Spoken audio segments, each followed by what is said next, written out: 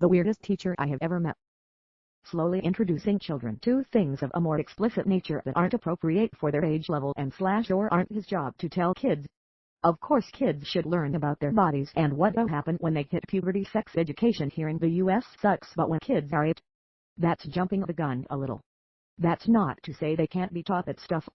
But it should be coming from a parent at that age, not a teacher who probably didn't have permission to be discussing it in class.